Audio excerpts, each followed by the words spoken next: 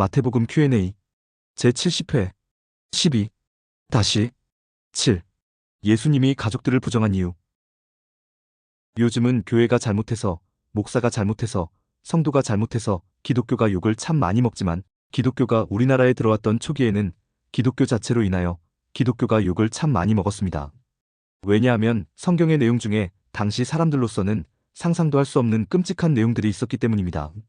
삼강오륜을 비롯한 유교의 전통을 목숨보다 중요하게 생각했던 사람들로서는 도저히 받아들일 수 없는 끔찍한 내용들이 성경에 있었기 때문입니다. 그런 대표적인 내용 중에 하나가 바로 마태복음 12장 46절로 50절의 내용입니다. 그렇게 길지 않은 내용이라 한번 읽어드리도록 하겠습니다. 이렇게 기록되어 있습니다.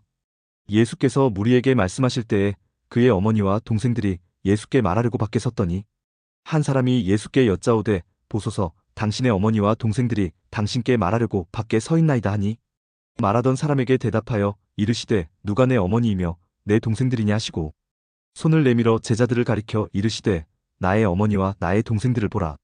누구든지 하늘에 계신 내 아버지의 뜻대로 하는 자가 내 형제요 자매요 어머니이니라 하시더라.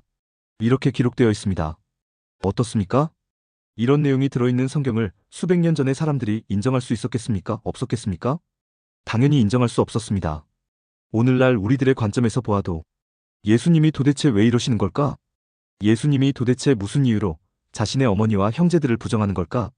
이런 의구심이 들 수밖에 없는데 수백 년 전의 사람들이 이런 내용이 들어있는 성경을 인정하고 성경을 받아들인다는 것은 그야말로 상상도 할 수 없는 일입니다. 그런데 어찌된 일인지 요즘 교회는 한술 더 뜹니다. 요즘 목사는 한술 더 뜹니다. 아마 이런 설교 많이 들어보셨을 것입니다. 여러분, 온전한 신앙의 길은 정말로 가시밭길입니다. 예수님을 따르고 예수님의 온전한 제자가 된다는 것은 보통 결심으로 되는 일이 아닙니다. 때로는 부모도 버려야 합니다.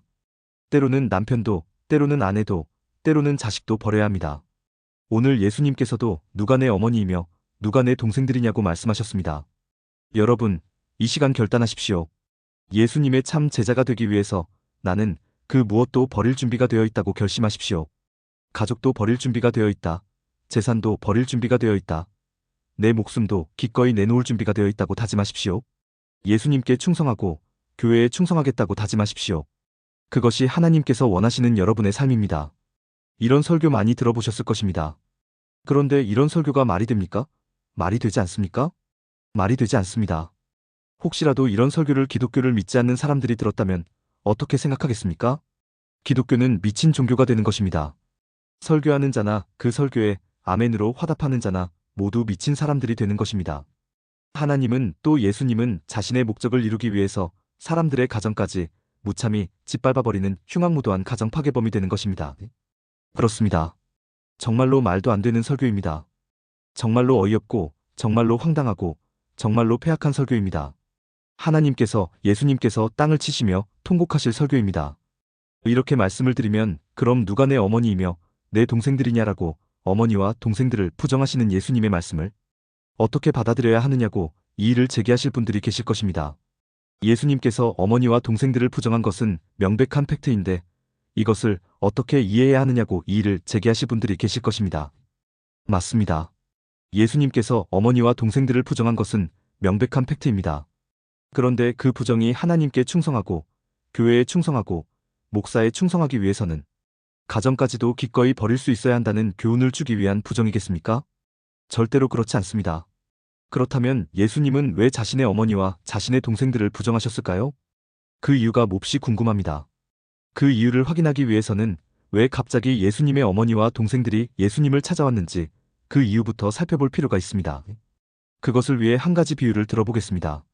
현실의 삶에 불평불만이 가득한 어떤 사람이 술에 잔뜩 취해서 한강 다리 위에서 인질극을 벌이고 있습니다. 여차하면 인질도 죽이고 자신도 죽겠다고 협박하면서 난동을 부리고 있습니다. 그때 사람들의 반응은 어떨까요? 저놈 미친 것 아니야? 죽으려면 저 혼자 죽지. 왜 아무 죄 없는 사람을 가지고 협박이야? 대부분 이런 반응을 보입니다. 그러나 인질의 생명이 위태로울 수도 있기에 차마표는 내지 못하고 어떻게든 좋은 말로 설득을 해보려고 합니다. 범죄 상담 전문가를 데려와 그 사람과 대화를 해볼 수 있도록 자리를 마련하기도 합니다.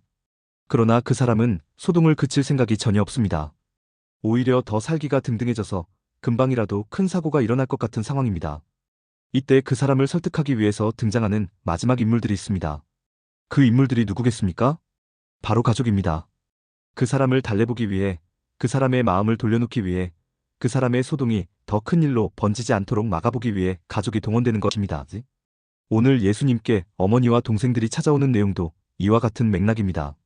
즉 예수님의 어머니와 동생들이 자발적으로 예수님을 찾아온 것이 아니라 유대교 지도자들이 동원한 것입니다. 지금 이스라엘이 어떤 상황입니까? 예수님에 관한 소문과 예수님께서 하신 일에 관한 소문이 이스라엘 전국으로 확산되는 상황입니다. 사람들이 모이기만 하면 예수님 이야기를 하고, 사람들이 모이기만 하면 예수님께서 행하신 이적에 관해 이야기하는 상황입니다. 예수님은 하나님의 아들이 틀림없고 예수님은 그리스도가 확실할 거라는 이야기가 공공연히 퍼져나가는 상황입니다. 당시 유대교 사회에서 권력을 장악하고 있는 바리새인, 서기관, 제사장, 헤롯 당원들은 긴장할 수밖에 없습니다. 예수님은 사람들을 죄에서 구원하기 위해 일을 하시는데 유대교 지도자들의 눈에는 예수님이 기존 사회를 뒤엎으려는 위험한 존재로만 느껴지는 것입니다.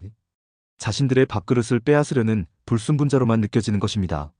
그래서 계속해서 예수님을 감시했고 예수님과 예수님의 활동에 대해 사사건건 시비를 걸었던 것입니다. 그러나 그때마다 그들은 오히려 당하기만 할 뿐이었습니다. 이제 그들에게 남아있는 일, 이제 그들이 할 수 있는 일은 예수님을 미친 사람으로 몰아가는 것입니다. 예수님을 정신병자로 몰아가는 것입니다. 그는 온전한 정신의 소유자가 아니다. 그는 그리스도도 아니고 하나님의 아들도 아니고 그저 사회에 대하여 불평불만만 가득한 정신병자일 뿐이다. 따라서 그를 따르면 어떤 불행한 일이 생길지도 모른다. 그를 빨리 잡아들여야만 한다. 이렇게 선동하는 것입니다. 그것을 위해 예수님이 귀신의 왕 바알세불에 씌었다고 예수님을 모함까지 했던 것입니다. 그런데 그마저도 되지 않았습니다. 예수님은 하나님의 아들도 아니고 그리스도도 아니고 그저 귀신 들린 자에 불과할 뿐이라고 몰아가려고 했는데 오히려 유대교 지도자들 자신들만 죄의 자녀라는 것이 밝혀졌을 뿐입니다. 그래서 유대교 지도자들이 예수님의 어머니와 예수님의 형제들을 동원하여 예수님 앞으로 데리고 가는 것입니다. 여기서 질문입니다. 이때 예수님께서 어머니를 보고 어머니라고 그러고 형제들을 보고 형제들아라고 그러면 어떻게 되겠습니까? 예수님께서 자신은 하나님의 아들이 아니라는 것을 스스로 밝힌 꼴이 되어버립니다. 자신은 그리스도가 아니라는 것을 스스로 밝힌 꼴이 되어버립니다. 하나님의 아들에게 그리스도에게 어머니가 있을 수 없고 형제들이 있을 수 없기 때문입니다. 그래서 유대교 지도자들이 예수님의 어머니와 형제들을 예수님 앞으로 데리고 온 것입니다. 예수님께서 이들의 시커먼 속을 아실까요? 모르실까요? 당연히 아십니다. 이들의 시커먼 속을 아시는 예수님께서 이들이 보는 앞에서 어머니를 그리고 형제들을 인정할까요? 인정하지 않을까요? 인정하지 않습니다. 인정하는 그 순간 예수님은 그들의 함정에 넘어간 것이기 때문입니다. 그래서 예수님께서 하시는 말씀이 누가 내 어머니이며 내 동생들이냐라는 말씀입니다. 예수님은 일단 자신의 어머니와 자신의 형제들을 부정하시는 것입니다. 그런데 예수님께서 자신의 어머니와 형제들을 끝까지 부정하셨습니까? 부정하지 않으셨습니까? 부정하지 않으셨습니다. 예수님께서는 자신의 어머니와 형제들을 분명히 인정해 주셨습니다. 그 기록이 마태복음 12장 49절로 50절, 손을 내밀어 제자들을 가리켜 이르시되 나의 어머니와 나의 동생들을 보라. 누구든지 하늘에 계신 내 아버지의 뜻대로 하는 자가 내 형제요, 자매요, 어머니이니라 하시더라라는 기록입니다. 제자들을 가리키며 말씀은 하셨지만 그것은 중요하지 않습니다. 중요한 것은 누구든지 하늘에 계신 내 아버지의 뜻대로 하는 자가 내 형제요, 자매요, 어머니이니라라는 말씀입니다. 예수님의 십자가 사역으로 말미암아 모든 사람은 죄에서 해방되어 하나님의 뜻대로 하는 자가 될 것이고 이런 자가 예수님의 형제요, 자매요, 어머니입니다. 그 안에 예수님의 어머니와 동생들도 당연히 포함됩니다. 그래서 결과적으로 예수님은 자신의 어머니와 형제들을 부정하지 않은 것이 됩니다. 유대교 지도자들 앞에서는 부정한 것처럼 보이지만 결국은 부정하지 않은 결과가 되는 것입니다.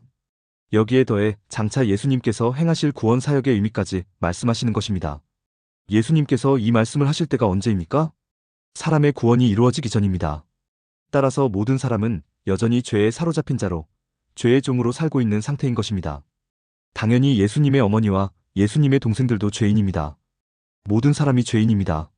모든 사람이 구원의 대상입니다. 이런 배경을 가지고 마태복음 12장 50절을 다시 보겠습니다.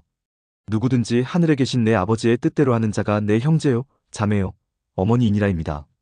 하늘에 계신 내 아버지의 뜻대로 하는 자라고 기록하고 있습니다.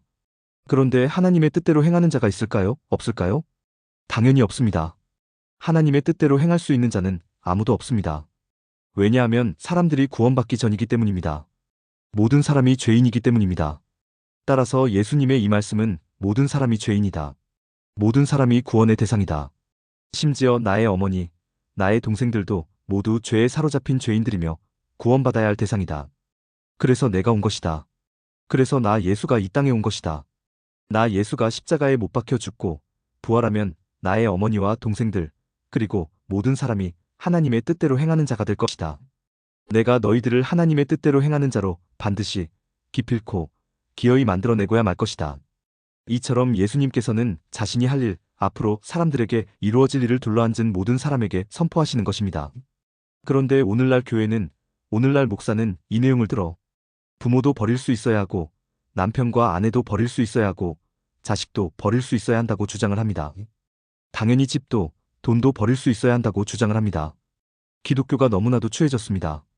기독교가 너무나도 천박해졌습니다. 어떻게 해서 기독교가 이렇게 되었는지 정말 답답할 뿐입니다. 만약 하나님과 가족 중에 양자택일을 하여야 한다고 하면 하나님은 가족을 택하라고 말씀하시는 분이십니다. 만약 교회와 가정 중에 양자택일을 하여야 한다고 하면 하나님은 가정을 택하라고 말씀하시는 분이십니다. 왜냐하면 하나님은 사람을 위해 존재하시는 분이시기 때문입니다. 사람의 온전한 삶, 사람의 형통한 삶, 사람의 행복한 삶을 위해 일하시는 분이시기 때문입니다.